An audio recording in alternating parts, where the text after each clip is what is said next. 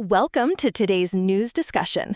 We'll be covering several major stories, starting with the potential creation of a $400 billion U.S. utility giant. NextEra Energy is reportedly in talks to combine with Dominion Energy, creating a company valued at around $400 billion, including debt. What are your initial thoughts on this massive potential merger? That's a huge deal. If it goes through, it would significantly consolidate the U.S. utility sector. How does the Financial Times report frame the reasoning behind this merger? According to the reporting, the deal is driven by surging electricity demand, particularly from AI-driven data centers. NextEra is looking to dominate this booming power demand.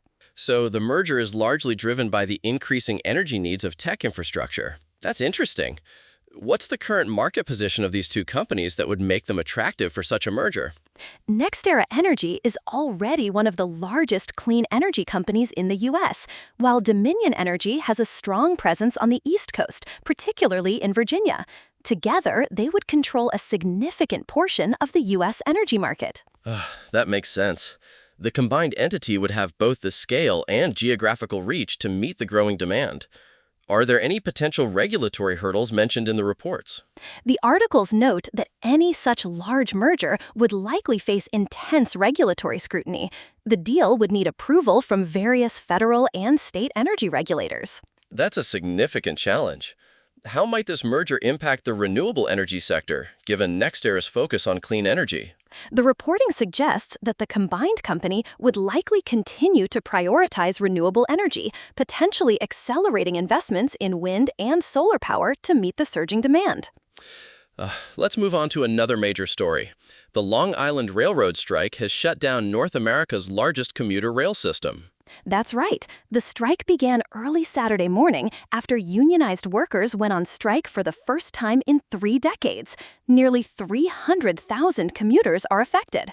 Wow, that's a massive disruption.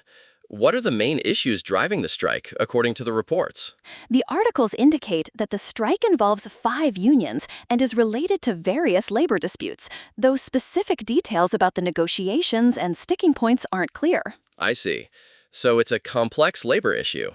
How does this strike compare to previous ones in terms of scale and impact? This is the first full stoppage since the 1990s, so it's unprecedented in recent history. The shutdown affects not just the rail passengers, but also has broader implications for the regional transportation network. That's a significant impact. Are there any indications of when or how this strike might be resolved? The reports don't provide a clear timeline for negotiations or a potential resolution. It seems to be an ongoing situation with no immediate end in sight. Okay, let's switch to another story. There's been significant news about SpaceX's upcoming IPO.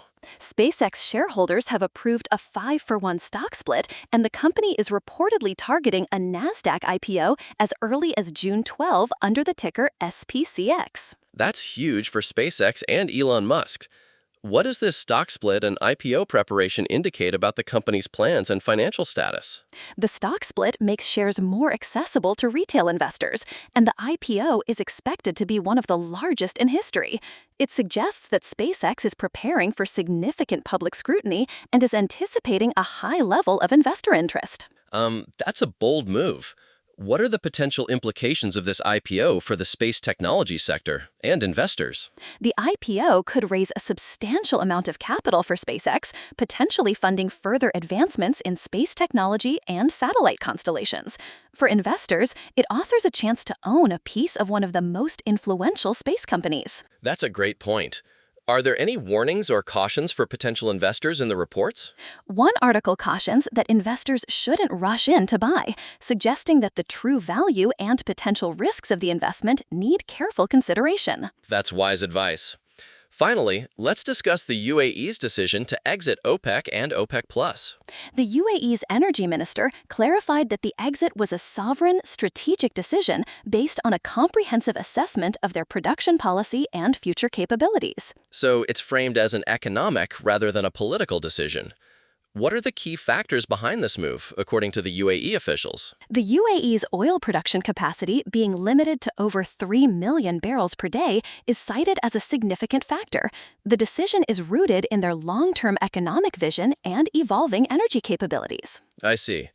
How does this decision reflect on the UAE's energy strategy and its position in the global oil market? The UAE is positioning itself for future energy demand and potentially expanding their energy capacity. This move suggests a strategic shift towards maximizing their oil production capabilities and potentially diversifying their energy portfolio. That's a forward-thinking approach. Are there any implications for the global oil market or OPEC's influence following the UAE's exit? The reporting suggests that the UAE's exit is part of their national interest and economic strategy. While it might have some impact on OPEC's dynamics, the overall effect on global oil prices isn't clearly stated in the articles. Okay, that's a good overview. I think we've covered all the major stories. We've discussed the potential $400 billion U.S. utility merger, the Long Island Railroad strike, SpaceX's upcoming IPO, and the UAE's exit from OPEC. That's a wrap for today's discussion. Thanks for the comprehensive coverage, Dana. Thank you, Matt. Until next time.